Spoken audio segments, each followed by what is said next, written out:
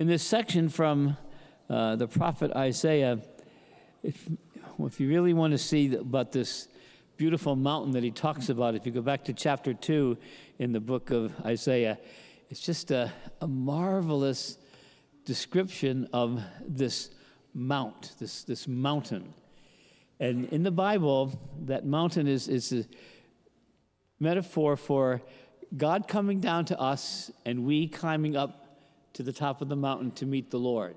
It's where God and human beings come together. And we see this beautiful description of people who would never think about having that kind of food all the time. Now, but for us, we have good food pretty much all the time. But that wasn't true back in those days. So that he's giving us a picture of what it's supposed to be like. And he's, of course, pointing towards the life of heaven, in which, it's, in a sense, it's indescribable. So we use the best kind of language that we can to describe how good it is in heaven. That there's a richness that's going to fill us up and have this beautiful relationship with the King, of course, who is God. We hear in that second reading with St. Paul to the Philippians, I've been in very bad straits, and I've also been in very good straits. But he said the joy doesn't come from that. Joy does not come from not having very much or from having a lot.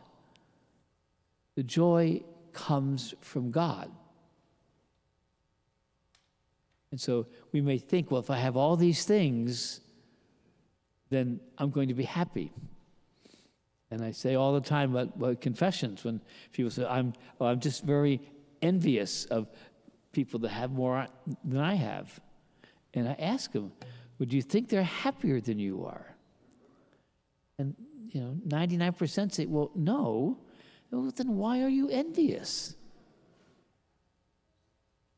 No matter how much we get, and we all have done this. We've gotten something we wanted: a new house, a new car, a new job. And those are nice things. There's nothing wrong with those, but not for very long. Then we want something else. We're never really satisfied. God put that homing device within us that is, there's always a restlessness with our lives here on earth. Because nothing here on earth here on earth can make us truly happy. And we experience this our whole life long. But sometimes we just don't want to believe our own education, that things cannot make us happy.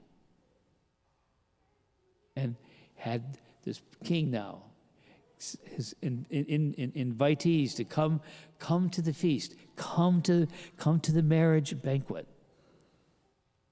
And they just said no. They just didn't go. And the king invited them. Really kind of rude. Didn't even give an excuse. And then they even killed the messengers. Probably because they were jealous of the king. Or some other thing like that doesn't make a lot of sense. But that's what happens. So just go out in the streets and bring the people in the streets. Bring the street people in. And even they, most of them, came with the wedding garment, except for one. He had no wedding garment.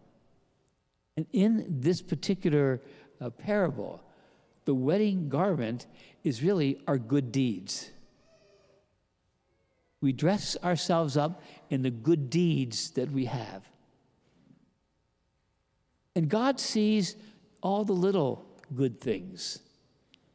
Most of the time, we do not have great big things that we do.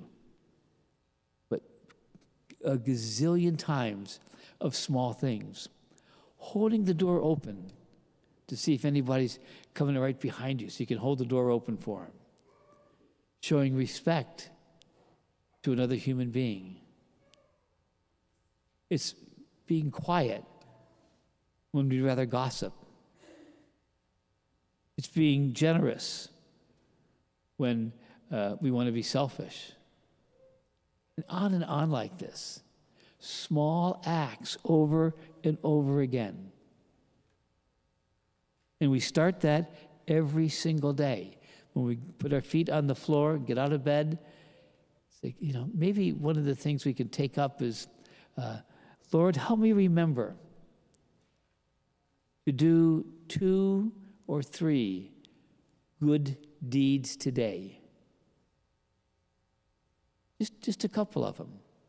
And maybe it's smiling when you come out of the room. Maybe it's being kind to your brother or sister, or mom or dad, or son or daughter, to be kind. How many times have you come home from a tough day at the office, a strenuous day? The first thing that happens is you're yelling at somebody because we take out our frustrations on those who won't walk away from us. We have to have, turn off the radio, pray a decade of the rosary as you're driving home, and come into the house with a calmness and a gentleness, good deeds. A good deed is when you're going to work, you let somebody in the traffic flow. And just let them in. It's okay. Maybe if you don't do that, maybe you'll save 5 seconds. But how many times when you've been driving to work, it's not that kind of a thing when somebody cuts you off.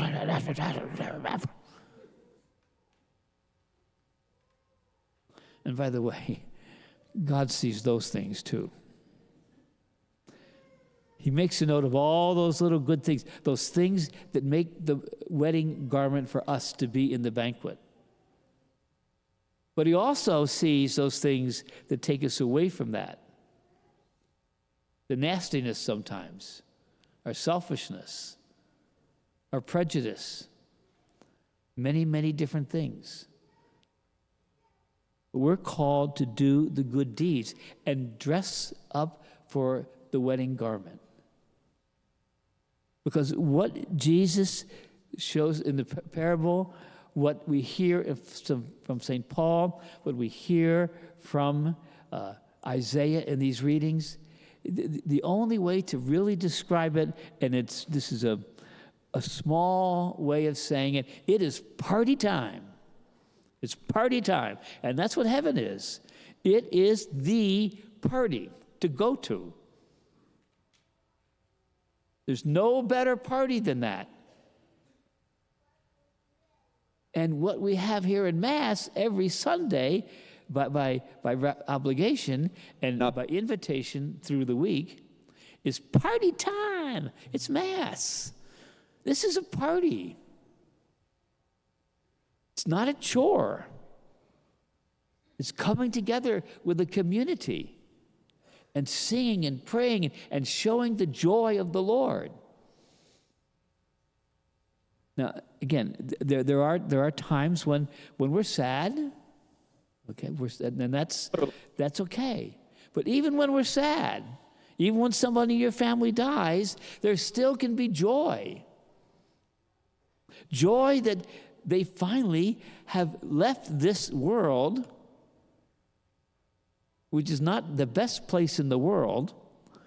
I mean, don't we complain about the weather, taxes, wars, all these things? But there will come a day when we leave these things. And so we can be joyful and filled with joy that someone we love has been called home to God.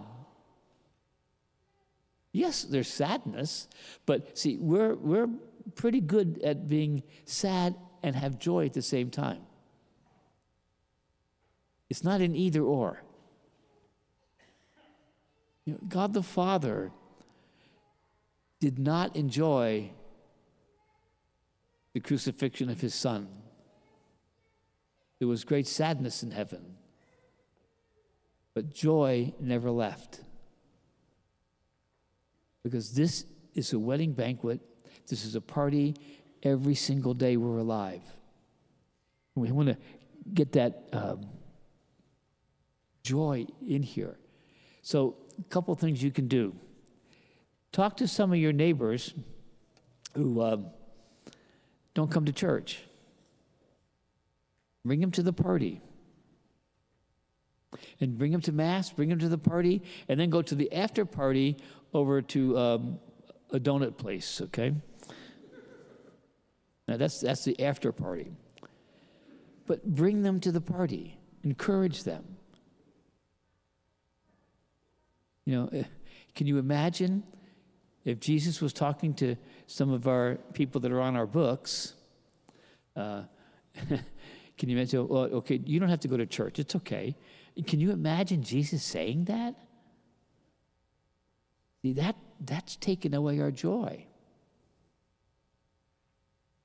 And lessons just takes away from the wedding garment.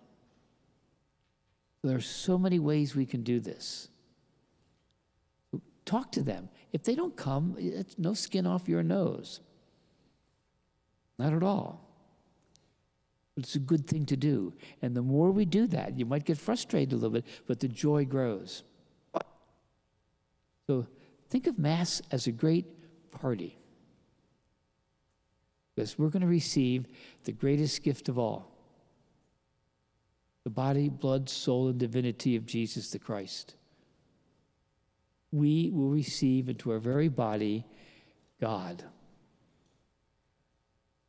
That's where that joy comes from. And then we build and we wear this wedding garment, not just after we die, but we start sewing it and putting it together every single day of our lives. So let us today just have a great party time. Just enjoy. And in that way, we will meet our God and be welcomed home.